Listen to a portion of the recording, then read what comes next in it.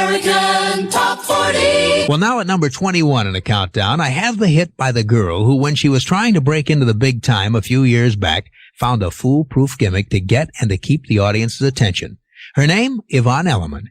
And Yvonne told us that it all started back in '73 when she was touring with Eric Clapton, singing background vocals and doing a small spot of her own during the concert. Now, as part of her act, she'd walk out on the stage wearing a leather gun belt without the gun. And where the spare bullets would normally go, she had rolled up dollar bills, 1s, 5s, and 10s.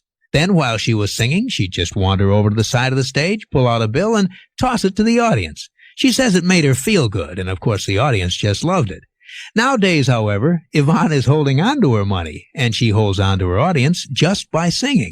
This week, she's sung herself up to number 21 with her second top 40 hit, Yvonne Elliman's Love Me.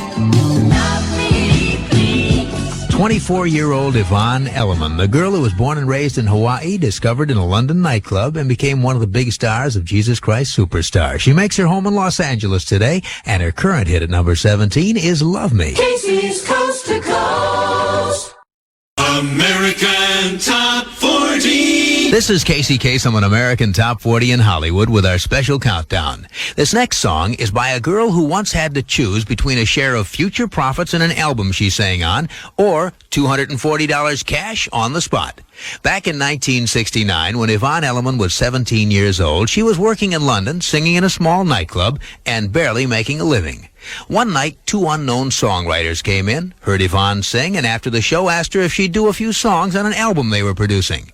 They said it was a biblical rock opera, and they wanted her for the lead female role of Mary Magdalene. She said sure, and they offered to pay her either $240 cash or 1/2% of future profits from the album. Well, Yvonne says she really needed the money, so she took the $240. And after the album was completed and released, she watched as the worldwide sales mounted into the multi-millions. The album was Jesus Christ Superstar. And with total worldwide sales of more than $50 million so far, her share would be worth $250,000 by now. Here's Yvonne Elliman.